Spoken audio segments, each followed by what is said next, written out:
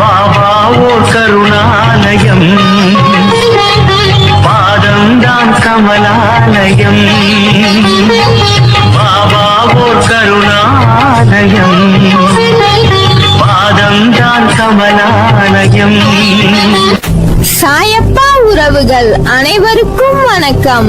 சாயப்பா மேல் நம்பிக்கை வைத்து அவரை நினைத்துக் கொண்டிருக்கும் உங்கள் அனைவரின் வேண்டுதலையும் சாயப்பா நிறைவேற்றுவார். நல்லதையே நினைப்போம், நல்லதே நடக்கும். என்றும் சாயப்பாவின் அருள் உங்களுக்கு இருக்கும். நம் மனதிற்கு இதமான சாயப்பாவின் இன்றைய அருள்மொழியை கேட்போமா?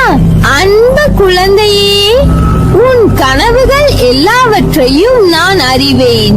அதை தகுந்த நேரத்தில் உனக்கு நிஜமாய் அதை நினைவாக்கி கொடுப்பேன். உன்னை யார் முன்னிலையிலும் தாழ்ந்து போக விடமாட்டேன்.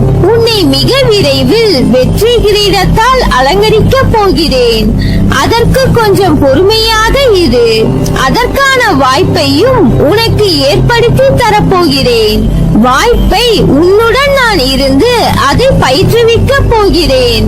உன் மனதில் ஓடும் அனைத்து எண்ணங்களையும் அறிவேன். உன்னை பின்னுக்கு தள்ளும் அனைத்தையும் நான் துரத்தி அடிப்பேன். உனக்குள் முன்னேற வேண்டும் என்ற எண்ணம் தீயாய் எரிவதை பார்க்கிறேன். ஆனால் அது விதி என்னும் காற்று வீசுவதால் நெருப்பானது அங்கும் இங்கும் ஆடிக்கொண்டிருக்கிறது. அது உனக்கு சில உலகியல் நடைமுறையை புரிய வைப்பதற்கு நான் போடும் ஒரு விளையாட்டு.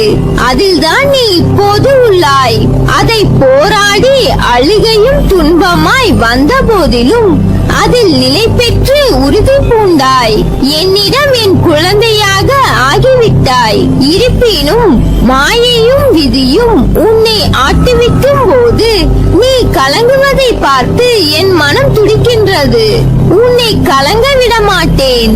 உன்னுள் எழும் முன்னேற வேண்டும் என்கின்ற எண்ணம் இப்போது காட்டு தீயாய் உருவெடுக்கும். அதை எதனாலும் அணைக்க முடியாது. உனக்கு நான் இருக்கிறேன், இருப்பேன் என்றென்றும். நீங்கள் எதை செய்தாலும் எந்த காரியத்தை முடித்தாலும் அனைத்தும் நான் என்று கூறிக்கொண்டிருக்கிறீர்கள். இந்த எண்ணத்தை உடனடியாக உன் மனதில் இருந்து அகற்றிவிடு. நான் நான் என்று சொல்லிக் கொண்டிருக்கிறாய் அல்லவா? அந்த நான் யார் என்று சற்று உள்ளே பாரேன். இந்த நான் என்னும் எண்ணம் இருந்து வருகிறது என்று கவனத்தை உள்முகமாக திருப்பு. இந்த உடலை நான் என்று சொன்னால் தூக்கத்தில் உடல் குறித்த நினைவு இல்லையே. ஆனால் சுகமாக தூங்கினேன் என்று மறுநாள் சொல்கிறாய். அப்போது இந்த தூக்கத்தை யார் அனுபவித்தது? விழித்திருக்கும் போது இந்த நான் உள்ளது. உடலும் உலகமும் மறைந்த தூக்கத்திலும் இந்த நான் என்பது இருக்கிறது. எனவே இந்த நான் என்னும் உணர்வு எங்கு உற்பத்தியாகிறது என்று தேடினால் மெல்ல இந்த நான் தன்னுடைய பிறப்பிடமான ஆத்மாவிற்குள் சென்று ஓடி ஒளிந்துவிடும். நான் தான் என்ற அகந்தையை அகற்றுங்கள். எதற்காகவும் எப்போதும் கவலை வேண்டாம். நான் இருக்கிறேன், கலங்காதே. நான் உன்னை கைவிட மாட்டேன். என்னை நினைத்து அமைதியாக இருங்கள். உங்களை காக்க நான் இருக்கிறேன். உங்கள் இதயத்தில் நான் சுகமாக இருக்கிறேன். வாழ்க்கையில் நீங்கள் சந்தித்த சிலர் உங்களை ஏமாற்றி இருப்பார்கள். சிலர் உங்களை சோதித்து இருப்பார்கள்.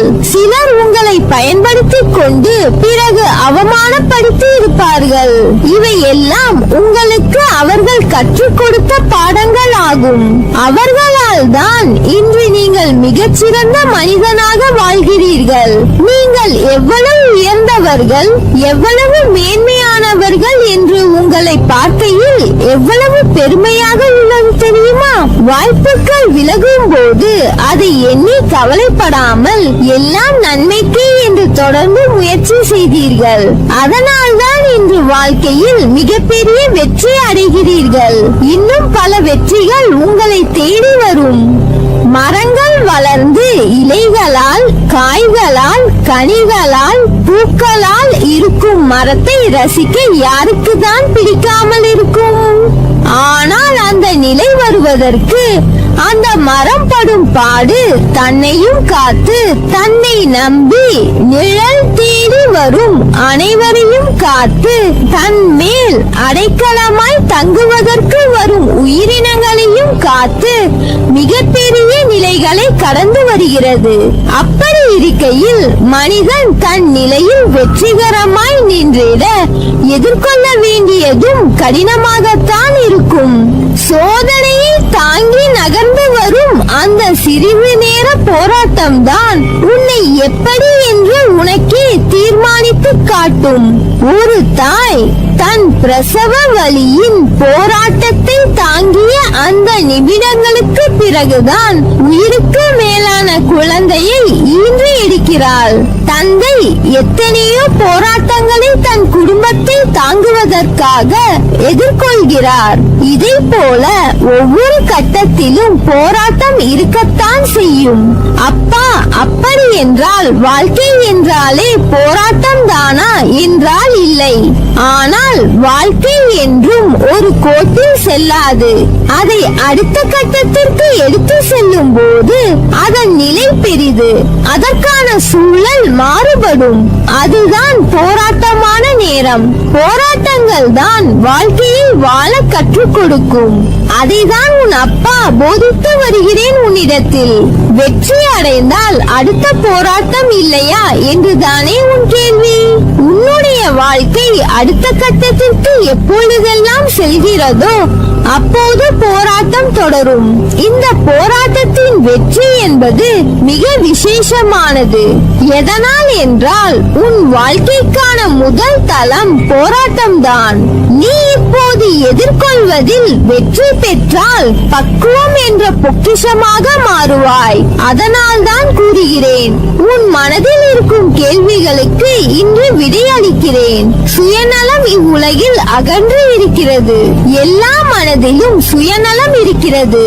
ஆனால் ஒருவருடைய சுயநலம் மற்றவர்களுக்கு துன்பம் விளைவிக்கும் பொருட்டு இருந்தால் அது தவறு. உன் முன் ஒருவர் கஷ்டப்படுகிறார் என்று தெரிந்தால் அவர்களுக்கு உதவி செய். வேலை இருக்கிறது, எனக்கு உதவ நேரம் இல்லை என்று போவதுதான் உண்மையான சுயநலம்.